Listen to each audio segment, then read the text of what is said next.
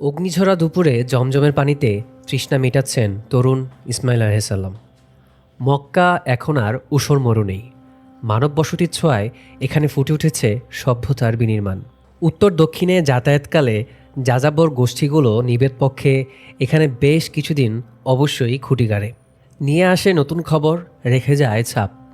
Iraq থেকে পিতা ইব্রাহিম আলাইহিসসালাম প্রতি বছর একবার এসে নসিহা ও দিক নির্দেশনা দিয়ে যান। সেই দিনগুলো ইসমাইল আলাইহিসসালামের জীবনে ঈদ হয়ে নামে।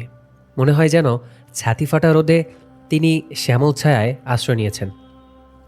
দূরের বাতাসে কাফেলার শোরগোলের কম্পন টের পাওয়া যাচ্ছে। এর মানে বৃহৎ কোনো কাবিলা বসতির খোঁজে বেরিয়েছে। শীত নামার আগেই এরা কোথাও থিত হবে।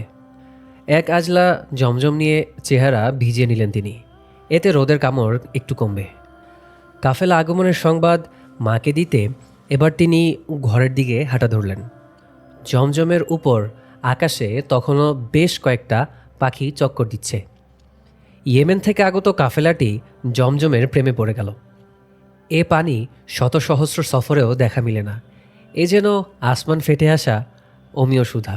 দূর থেকে পাখির জটলা দেখি তারা অনুমান করেছিল এখানে পানির বড়সড় উৎস না থেকে যায় না। জুরহুম গোত্রের প্রধান সিদ্ধান্ত নিলেন এখানেই তারা বসবাসের বন্দোবস্ত করবেন।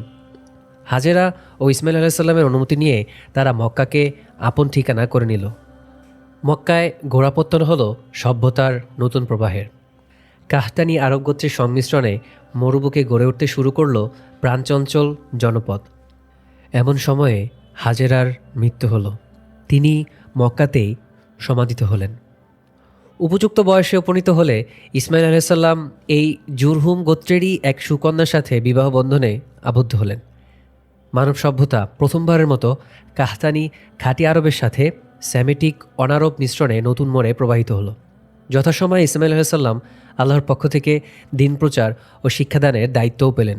জুরহুম গোত্র তখন ছড়িয়ে পড়েছে হিজাজ জুড়ে। তবে হিজাজে আমালিক গোত্রেরও বসবাস ছিল।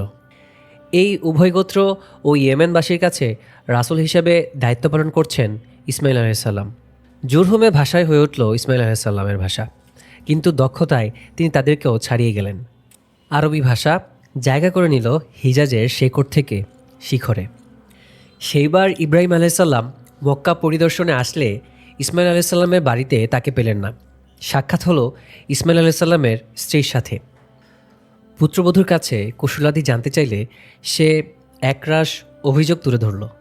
আমাদের জীবিকার খুব কষ্ট, অনাহারে দিন কাটে ইত্যাদি। ইব্রাহিম আলাইহিসসালাম বললেন, ইসমাইল আলাইহিসসালাম আসলে আমার সালাম বলো, আর বলবে ঘরের চৌকাঠ যেন বদলে নেয়। এরপর তিনি বিদায় নিয়ে ফিরে গেলেন শামে। যথারীতি ইসমাইল আলাইহিসসালাম ফিরলে স্ত্রী তাকে বিষয়টি জানালো। ইসমাইল আলাইহিসসালাম বুঝলেন আগন্তুক ছিলেন তারই প্রিয় বাবা, আর তিনি এই স্ত্রীকে তালাকের পরামর্শ দিয়েছেন। তিনি বললেন, আব্বা তোমাকে তালাক দিতে বলেছেন। এভাবেই তার সেই সংসারের রীতি ঘটল। এরপর তিনি জুরহুমেরই আরেকজন সুচরিত্রা নারীকে বিয়ে করলেন। পরের বছর ইব্রাহিম আলাইহিসসালাম আবার আসলে এবারও তিনি পুত্রের সাক্ষাৎ পেলেন না। ইসমাইল আলাইহিসসালাম সচরাচর দাওয়াতি কাজে দূর দূরান্তে চলে যান। তবে এবার তার ঘরে অন্য আরেকজন পুত্রবধূর দেখা পেলেন ইব্রাহিম আলাইহিসসালাম। কুশল জানতে চাইলে স্ত্রীর কণ্ঠে আল্লাহর শকর ও প্রশংসা ঝরে পড়ল। ইব্রাহিম আলাইহিসসালাম বললেন, আমার পুত্র আসলে বলো এবারের চৌকাঠটা ঘরে মানানসই হয়েছে। তার প্রস্থানের পর ইসমাইল আলাইহিসসালাম বাড়ি ফিরে বৃত্তান্ত জেনে একদিকে খুশি হলেন, তবে পিতার সাক্ষাৎ না পাওয়ার মর্মপীড়ায় বিষণ্ণও হলেন। আসমানি প্রকল্প। জমজম পাড়ে যে ছাউনিটা দাঁড় করানো হয়েছে এর ছায়ায় বসে নিজের বর্ষার যত্ন নিচ্ছেন ইসমাইল আলাইহিসসালাম। উষার প্রথম কিরণ লাল হয়ে বিচ্ছে চোখে, দিগন্তে তাকানো যায় না। ভোরের দুয়ার জুড়ে হঠাৎ এক সৌম্য অবয়বের আবির্ভাব হলো। মন বলছিল আজকের দিনটি সুন্দর হবে। হাত দিয়ে সদ্যজাত রোদ আড়াল করে দেখতে পেলেন প্রিয় পিতা ইব্রাহিমের অবয়ব এগিয়ে আসছে সহাস্য আলিঙ্গনে জড়িয়ে নিতে। শিশুর মতো প্রায় লাফিয়ে উঠে বাবার বুকে মাথা গুঁজলেন ইসমাইল আলাইহিসসালাম। পাশে কলকলিয়ে বয়ে চলা জমজম স্রোতের শব্দ থামছেই না। সূর্যের লালিমা পিতাপুত্রের প্রতিবিম্ব ফেলেছে জমজম পৃষ্ঠে। নানান কথার পরে ইব্রাহিম আলাইসাল্লাম এবার আসল কথা পারলেন। এবার এক মহান দায়িত্ব হাতে নিয়ে এসেছি। আল্লাহ এক বিশেষ কাজের ভার দিয়েছেন আমাকে। বাবার কাঁচা পাকা দাড়িগুলো রোদের আলোয় চকচক করছে। মার্জিত কণ্ঠে ইব্রাহিম আলাইসাল্লাম বললেন, আব্বা, আপনি নিঃসংকোচে আল্লাহর আদেশ বাস্তবায়ন করুন। আপনার আদেশ পালনে আমাকে সর্বদা পাশে পাবেন। পুত্রের কথায় সন্তুষ্টির আভা ফুটল ইব্রাহিম আলাইসাল্লামের চেহারায়। আল্লাহ তাআলা আমাকে তার ঘর পবিত্র কাবা নির্মাণের নির্দেশ দিয়েছেন। এই জমজমের প্রাঙ্গণেই এর অপসৃয়মান অবকাঠামো লুকিয়ে আছে। এটাকে দাঁড় করাতে হবে। বাবার কথায় সাড়া দিয়ে আবারও বাবার সম্মোহনী চেহারার দিকে তাকিয়ে রইলেন ইসমাইল আলাইহিসসালাম। কিন্তু ঠিক কোথায় যে নির্মাণ কাজ শুরু করবেন ডাহর করতে পারছে না ইব্রাহিম আলাইহিসসালাম।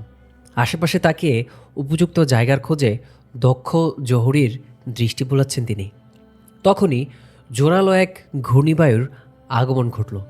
বায়ুচক্রের মাথায় ভাসছে ধুলোর আস্তরণ। বলয় তৈরি করে বেশ কিছুক্ষণ ঘুরতে ঘুরতে নির্দিষ্ট এক জায়গায় এসে সাপের মতো কুণ্ডুলি দিয়ে থামল ঘূর্ণিপাক। বালির উপর রেখে গেল চতুষ্কোণ এক নকশা। ইব্রাহিম আলাইহিসসালাম বুঝতে পারলেন এটাই কাবার নির্মাণ ছক। গাঁথুনির পর গাঁথুনি দিয়ে কাবার দেয়াল তুলছেন ইব্রাহিম আলাইহিসসালাম। পরম আদরে হাত বুলাচ্ছেন এর মসৃণ গায়ে। প্রিয় সন্তান ইসমাইল আলাইহিসসালাম পাথর এনে জমাচ্ছেন, কাদামাটির প্রলেপ বানিয়ে দিচ্ছেন। দৈনিক 1 হাঁটু সমপরিমাণ দেয়াল তুলছেন তারা। দেখতে দেখতে কয়েকদিনের মধ্যেই কাবার 4 দেয়াল মাথা ছাড়িয়ে গেল। উঁচুতে বাবার হাত আর পৌঁছাচ্ছে না। বুদ্ধি করে ইসমাইল আলাইহিসসালাম উঁচু মতো একটা পাথর এনে দিলেন, যা সোপানের মতো কাজে লাগলো। পাথরটি হয়ে গেল ইব্রাহিম আলাইহিসসালামের পদচিহ্ন, মাকামে ইব্রাহিম। এবার দেয়াল ছাড়িয়ে গেল আর উঁচুতে। উচ্চতা দাঁড়ালো 9 হাতে, দৈর্ঘ্যে 32 হাত আর প্রস্থে 22 হাত। পরিশেষে মাত্র কয়েকটি পাথর হলেই কাবা নির্মাণ কাজ শেষ হবে। খাপে খাপে মিলবে এমন একটি পাথরের খোঁজে ইসমাইল আলাইহিসসালামকে পাঠিয়ে একটু জিরিয়ে নিচ্ছেন ইব্রাহিম আলাইহিসসালাম। ঠিক তখনই আসমান থেকে নেমে এলেন জিবরাইল আলাইহিসসালাম, হাতে একটা সফেদ পাথর। সালাম ও কুশল বিনিময় শেষে জিবরাইল আলাইহিসসালাম বললেন, এই পাথরটি জান্নাতের। কাবার অবশিষ্ট ফোকরে এ পাথরটি স্থাপন করুন। এই পাথরে চুম্বন করা পছন্দনীয় কাজ। পবিত্র পাথরটি হাতে নিতে নিতে ইব্রাহিম আলাইহিসসালাম ভাবলেন, ঠিক এই পাথরটির জন্যই কি তবে একটি পাথরের অভাব তৈরি করেছেন আল্লাহ তাআলা? একটু পরে হাঁপাতে হাঁপাতে একটি পাথর হাতে ইসমাইল আলাইহিসসালাম পৌঁছে দেখেন বাবা ইতিমধ্যেই সাদা একটি পাথর দিয়ে অবশিষ্ট ফোকরটি ভরিয়ে দিচ্ছেন। অবাক হয়ে ছেলে জানতে চাইল, বাবা, এই পাথর আপনি কোথায় পেলেন?